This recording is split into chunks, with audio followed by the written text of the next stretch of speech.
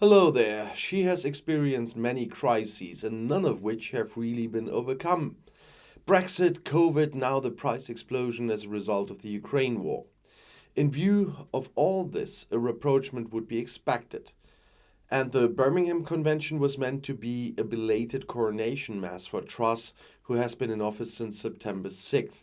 Instead, the British Conservatives are falling upon each other as if, let's say Rome's last days had arrived. The obvious reason is Truss's mini budget presented 2 weeks ago, which combines falling taxes with more debt, and that triggered an earthquake. And the pound fell to record lows as government bonds, the costs also soared. The Bank of England announced that it intends to spend the equivalent of 74 billion euros on emergency purchases. And financiers are raising interest rates on home loans, which is why millions of Britons are now having to pay significantly more for their mortgages. With British bookmakers, fewer and fewer customers are betting that Truss is still living at 10 Downing Street at Christmas. And Sheps, a key figure in the cabinet and parliamentary group under Truss' predecessor Boris Johnson, gave the new leader even less time at the party conference. The next 10 days are crucial, he said on all channels, and he was quite cynical. I'll cheer for them, he said. Party colleague Gove also shoots at Truss. Gove explained in front of a large audience that she was jeopardizing the electoral success of her predecessor Johnson. A particularly perfidious attack, which Truss always presents as a loyal admirer of the deposed Prime Minister. When Johnson won in 2019, he had lured millions of traditional Labour voters to the Conservatives, creating the Tories' large majority in Parliament. And all of that is now at stake.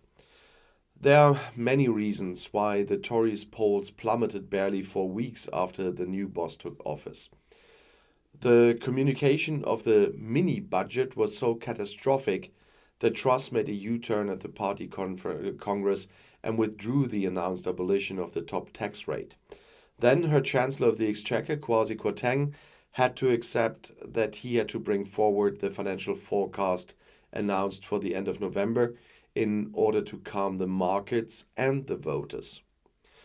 So it's chaos instead of competence, and that's the impression. But the reason for the Tories' downfall go far beyond the current government. The new cabinet lacks experience, says one of the few long-serving ministers behind closed doors. When forming her team, Truss relied more on loyalty than on competence. And we've been in power for more than 12 years, the man adds. And he sounded very exhausted when he talked to the press. And meanwhile, Truss tries to exude energy. After the party conference, she wants to prove that she can implement her true blue credo and realize the true values of the Conservatives, despite all the challenges and above all against the anti-growth coalition, as she calls the opposition parties. Truss wants to ignite an economic spree by scrapping regulations and taxes, unleashing the free market and entrepreneurship. The Labour Party, meanwhile, looks on relaxed. And that's understandable. The polls now see the left in double digits ahead. The governing Conservatives, on the other hand, appear as if they've already come to terms with the foreseeable end of their power. Just 5 weeks ago, shortly before her election as the new Prime Minister, Liz Truss had explicitly ruled out the possibility of bottlenecks in the UK and energy rationing. When she was asked by journalists at the meeting of the European Political Community, the EPG, in Prague on Thursday, whether she could rule out power cuts this winter, she refused to answer. Instead, she just said the UK has good coverage and is in a significantly better position than many other countries. Britain would get through the winter. The better position is something I don't see there. But this was exactly what the predominantly British network operator National Grid questioned on Friday. Both private households and companies run the risk of being affected by power outages lasting up to 3 hours if the Ukraine war causes imports from Europe to fall, they say. The British would soon be called upon to only switch on electrical appliances such as washing machines at night to prevent problems at peak times. Another contingency measure by the operator is to offer households and businesses money if they turn off electricity at peak times. Asked about Truss' refusal to rule out blackouts, Graham Stewart, Secretary of State for Climate Protection, said in London on Friday, events have developed. The British government is not resting under Liz Truss either. The Prime Minister has parted ways with the State Secretary for Trade now. A Secretary of State in Britain's new government has been sacked over allegations of grave misconduct. Prime Minister Liz Truss has relieved Trade Secretary Conor Burns of his duties with immediate effect. That's what a Downing Street spokesman said on Friday afternoon. In addition, the MP was excluded from the parliamentary group for the duration of the investigation. Burns said he would cooperate and clear his name. The allegations were reportedly made after the Tories' party conference in Birmingham this week, and according to The Sun, Burns behaved inappropriately towards a younger man in a hotel bar. Burns was considered a confidant of former Prime Minister Boris Johnson, so yet another one. In the past few months and years, cases of individual MPs who behaved inappropriately or even were sexually assaulting made headlines. The initially hesitant handling of one of these cases had also accelerated the downfall of ex-Prime Minister Boris Johnson. And the relationship with the EU also remains rather tense. Despite working with Europe, British Prime Minister Liz Truss does not want any rapprochement. Truss emphasized this at the first meeting of the new European political community in Prague I mentioned earlier.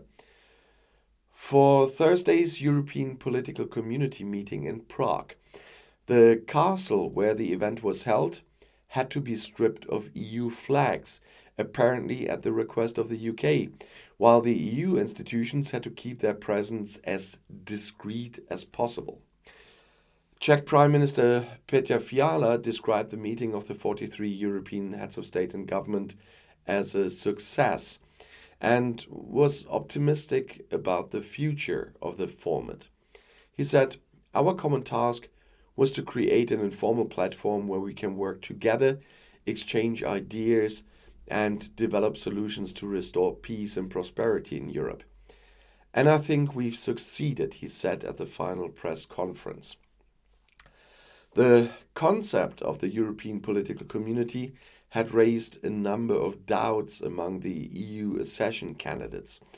They feared that the community would be seen as an alternative to full EU membership and that it would stand in the way. However, Fiala dismissed these concerns. "We don't want to replace the existing cooperation formats," he said. And French President Emmanuel Macron originally pitched the idea, and the current Czech EU presidency has offered Prague as the host city for the first summit. The meeting was jointly prepared by the Czech presidency, the President of the European Council Charles Michel, and Emmanuel Macron. However, diplomats from the Czech presidency stressed that it has nothing to do with the EU itself. In fact, now there were no EU flags flying at Prague Castle where the meeting took place. As media from the Czech Republic learned, this was one of the demands made by British Prime Minister Liz Truss, who also attended the meeting, although there was speculation for a long time if she would. However, the EU was represented by Michel, who also chaired the informal dinner. And the President of the European Commission, Ursula von der Leyen, also attended the meetings but had no official role, but a lot of bilateral meetings. And according to the Czech Prime Minister, Europe needs space for an informal exchange of ideas regardless of EU membership or non-membership. The mere fact that all European leaders spent a day in one place and dozens of bilateral meetings took place is an advantage, he said. Fiala also informed that the European political community will not be institutionalized and there will be no formal conclusions of the summit.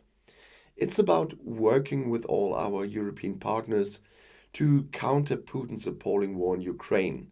That's what Truss said in an interview with British media on Thursday on the sidelines of the meeting in the Czech capital in Prague. It is also about working together on issues of energy costs, rising inflation and migration. But she also made it clear it's not about getting closer to Europe. And to be honest, it's just another British cherry picking here, seriously. The aim of the new association is to enable closer exchange between the 27 EU countries and partners outside the EU. 43 heads of state and government took part in the first meeting in Prague, and the next meeting is scheduled to take place in the Republic of Moldova. Spain and the United Kingdom follow as hosts. And Emmanuel Macron stressed throughout the day that the meeting conveyed a message of unity. And despite some cherry picking, I think that given the war in Ukraine, that was an important sign of European unity. Despite all the difficulties elsewhere, such as the dispute between the UK and the EU over the Northern Ireland Protocol and still over Brexit. But there were new steps this week. Britain and the EU held talks on the Northern Ireland Protocol for the first time in 7 months this week. The last talks of this kind were under the old Prime Minister Boris Johnson, but with a certain secretary. The British government signed the agreement as part of the EU exit or Brexit, but later described it as impractical. The agreement provides for special customs rules for Northern Ireland, which is still part of Great Britain, in order to facilitate the flow of goods to and from Ireland. The border between the north of the Emerald Isle and the EU member Ireland, which is sensitive for historical reasons, was also kept open to prevent the Northern Ireland conflict from flaring up again. However, the agreement effectively created a customs border in the Irish Sea, separating the north of the Emerald Isle from the rest of the United Kingdom. Ireland is cautiously optimistic following recent EU-UK talks on the Northern Ireland Protocol. There is certainly a new positive mood, is what Irish Foreign Minister Simon Coveney told RTE on Friday. There are also many warm words at the moment, and that should not lead to excessive optimism.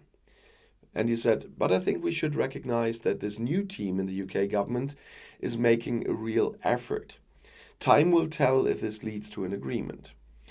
Coveney said he had a very good meeting with his new British counterpart, James Cleverly, on Thursday. However, there are still major differences of opinion between Brussels and London on how to reduce the burden of checks.